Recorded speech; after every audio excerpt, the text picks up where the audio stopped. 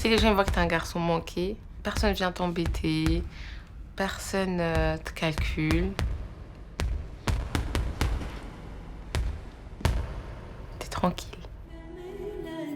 Cette semaine, Télérama a choisi le documentaire Meuf de la Cité de Bouchra Azzouz. Ma grand-mère paternelle, c'était quelqu'un de très joyeux, qui aimait faire la fête, qui aimait la musique.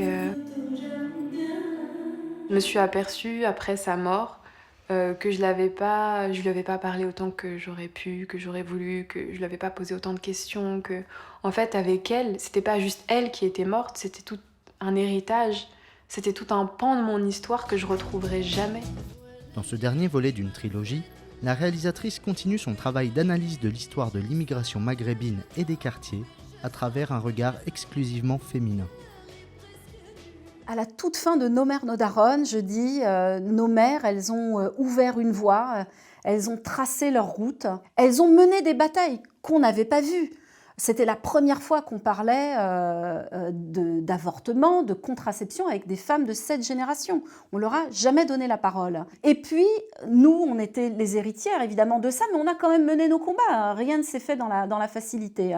Et puis, ces filles-là, elles sont aussi héritières d'avancer d'abord des femmes de leur quartier, puis des avancées de façon plus générale de la société à l'endroit des femmes. Donc c'est vraiment pour moi une filiation comme ça de femmes en lutte. Et c'est ça qui j'espère, restera de cette trilogie du féminisme populaire. Ma mère, elle a ses schémas. Elle pense que mon bien, c'est de ne pas partir de la maison avant d'être mariée. Et il se trouve que j'ai bousculé le schéma de ma mère. Sans vouloir lui faire de mal, mais je l'ai bousculé. Et ça lui a fait du mal. Dans ce nouvel opus, la réalisatrice s'éloigne de Bobigny, décor de ses précédents films, et se détache ainsi de son parcours.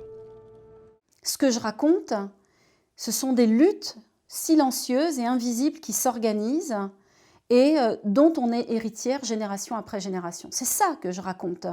Et du coup, je me suis dit, mais finalement, tu peux te détacher de Bobigny et partir n'importe où, et n'importe où tu iras, tu raconteras cette même histoire d'un héritage de lutte pour l'émancipation. Mais on voit bien que la cité de nos mères, c'est-à-dire elles sont arrivées au moment où sortaient de terre ces cités, nous qui avons hérité déjà de la fin de l'éducation populaire dans les cités et du début de l'organisation des ghettos, cette génération-là, elle en est héritière. Donc on voit bien qu'il y a deux choses qu'il faut analyser.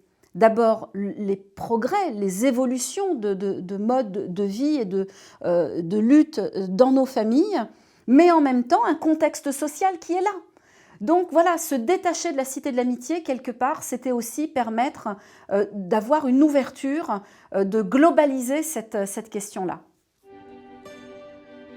Le film explore la quête de liberté de jeunes filles de banlieue qui veulent s'affranchir de la cité sans jamais renier le quartier qui les a vues naître. On parle beaucoup de la banlieue.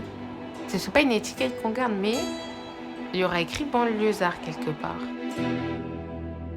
C'est pas quelque chose qui freine à faire ce que tu veux faire. Mais c'est là, c'est quelque part. Ces films de cette troisième génération, dans ce film, on voit à quel point elles ont une fraîcheur et en même temps une grande intelligence et un regard qu'elles portent sur la cité aujourd'hui.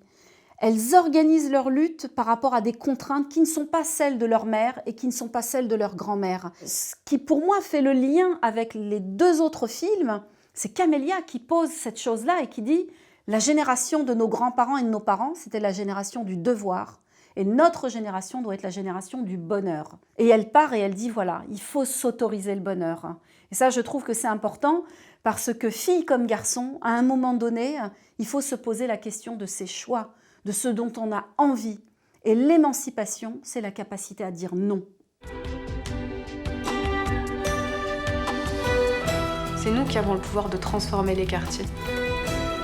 En tant que femme, en tant que fille de cité, on est à même de créer et de provoquer le changement.